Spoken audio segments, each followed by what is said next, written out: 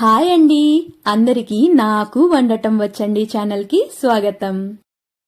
ఈ వీడియోలో మన పూర్వీకుల కాలం నాటి నుంచి ప్రిపేర్ చేసుకుంటున్న రాగి అంబల్ని ఎలా చేసుకోవాలో చూపిపోతున్నానండి. నేను చేసే ఈ మెథడ్ లో ఒక్కసారి ట్రై చేసి చూడండి. ఒక్క గ్లాస్ తాగేసి ఆపుకోలేరనమాట, 2-3 గ్లాసులు ఇట్టే తాగేస్తారు. అలాగే ఈ రాగి అంబల్ని మనం పొద్దునే తాగడం వల్ల మన బాడీకి కావాల్సిన ఐరన్, కాల్షియం లాంటివన్నీ కూడా లభిస్తాయి. అలాగే పొట్టకి చలవ చేస్తుంది. నేను చూపించే ఈ రాగి అంబలి అయితే జాతరలకు ప్రిపేర్ చేసుకుంటాం కదా, ఆ స్టైల్లో చూపిపోతున్నాను. ఫస్ట్ అయితే బౌల్లోకి 1 కప్పు వరకు రాగి పిండిని తీసుకోవాలి. నేనైతే ఈ సైజులో ఉన్న కప్పుతో కొలిచి తీసుకుంటున్నానండి. అదే కప్పు కొలతకి 2 కప్పుల వాటర్ ని మనము రాగి పిండిలోకి యాడ్ చేసుకోవాలి. తరువాత రాగి పిండిని వాటర్ లో కలిసే విధంగా కలుపుకోవాలి. ఉండలు లేకుండా చక్కగా వాటర్ లోకి కంప్లీట్ గా మిక్స్ చేసుకున్న తరువాత దీన్ని మినిమం ఒక 2 నుంచి 3 గంటల సేపు అయినా నాననివ్వాలి. కుదరకపోతే 1 గంట సేపు అయినా పక్కన పెట్టేసుకోండి. తరువాత మనం ఏ కప్పుతో అయితే రాగి పిండి కొలిచి తీసుకున్నామో అదే కప్పు కొలతకి 1.5 కప్పు వరకు పచ్చి బియ్యాన్ని తీసుకోవాలి. నేను ఇక్కడ రేషన్ బియ్యం తీసుకుంటున్నానండి. ఈ రైస్ ని మినిమం ఒక 2-3 సార్లు కడిగిన తరువాత వాటర్ అంతా వంచేసి పక్కన పెట్టుకోవాలి. ఇప్పుడు రైస్ ని ఉడికించుకోవడానికి స్టవ్ పైన మనం ముందుగానే వాటర్ పెట్టి వాటర్ ని బాయిల్ చేసుకోవాలండి. ఈ విధంగా వాటర్ బాయిల్ అవడం స్టార్ట్ అయిన తర్వాత కడిగిన రైస్ ని యాడ్ చేసుకోవాలి. నార్మల్ గా మనం రైస్ ని కుక్ చేసుకునే ప్రాసెస్ అండి. ఇలా మనం యాడ్ చేసుకున్న తరువాత రైస్ ఎలా ఉడకాలంటే బాగా మెత్తగా ఉడికిపోవాలి. ఎప్పుడు కూడా రైస్ ని యాడ్ చేసిన తర్వాత ఒకసారి ఈ విధంగా మనము కలుపుకోవాలండి. అలా చేయడం వల్ల రైస్ వచ్చి అడుగున అంటుకోకుండా చక్కగా అన్ని వైపులా కూడా కరెక్ట్ గా ఉడుకుతుంది. తరువాత మనం ముందుగా వాటర్ ని ఇంకా రాగి పిండిని కలిపి తీసుకున్నాం కదా, నానిన తరువాత వాటర్ అయితే పైకి తేలిపోయి పిండి అడుగుకి వెళ్ళిపోతుంది. ఇలా పైకి తేలిన వాటర్ ని మీరు కావాలంటే సపరేట్ బౌల్లోకి వంచి తీసుకున్నట్లయితే మరుసటి రోజు మనం అంబలి చేసుకునేటప్పుడు ఆ వాటర్ లోకి పిండిని వేసి కలిపి నానబెట్టినట్టయితే పిండి చక్కగా పులుస్తుంది. దానివల్ల మన బాడీకి కావాల్సిన ప్రోబయోటిక్స్ అన్ని కూడా లభిస్తాయి. అలా వద్దనుకుంటే వాటర్ ని ఈ విధంగా రాగి పిండిలోకి కలిపేసి తీసుకోవాలి. ఇప్పుడు మనం ముందుగా ఉడికించుకుంటున్న రైస్ అయితే బాగా చక్కగా ఉడికిపోయిందండి. ఈ రైస్ ఎలా ఉడకాలంటే నార్మల్ గా సంగటి వాటికి రైస్ ని మనం మెత్తగా ఉడికించుకుంటాం కదా, అలా ఉడికించుకోవాలి. ఇలా ఉడికిన రైస్ ని గరిటెతో ఇలా తిప్పుకుంటూ మెత్తగా అయ్యే విధంగా చేసుకోవాలి. ఇప్పుడు మనం ముందుగా రాగి పిండిని కలిపెట్టుకున్నాం కదండి, దాన్ని రైస్ లోకి యాడ్ చేసుకోవాలి.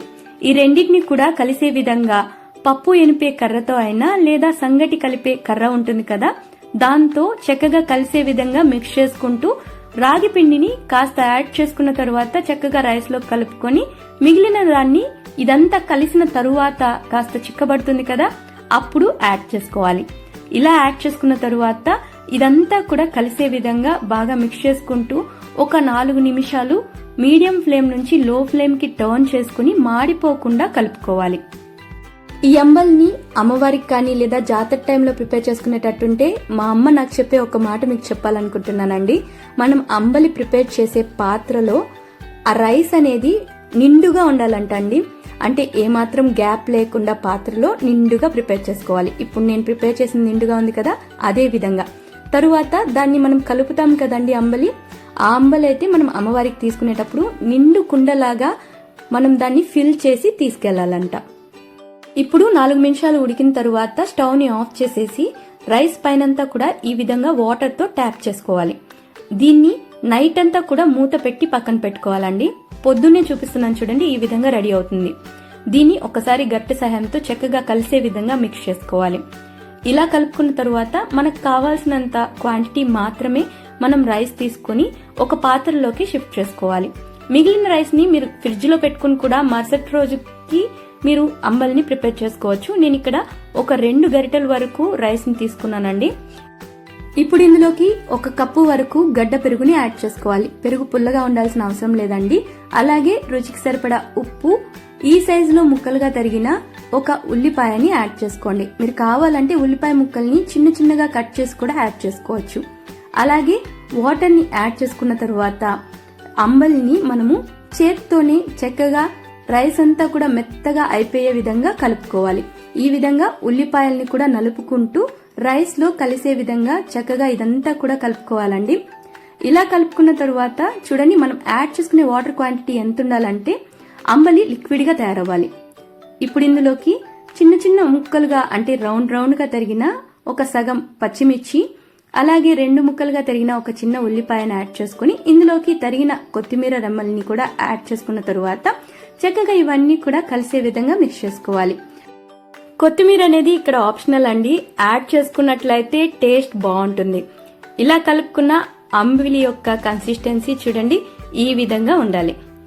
ఈ విధంగా రెడీ చేసుకున్న అంబలిని మీరు ఒక్కసారి టేస్ట్ చేసినట్లయితే గంగ జాతర రోజు ఎన్నో ప్రసాదాలున్నా కూడా అంబలిని మెయిన్ గా ఎందుకు పెడతారో అర్థమవుతుందండి.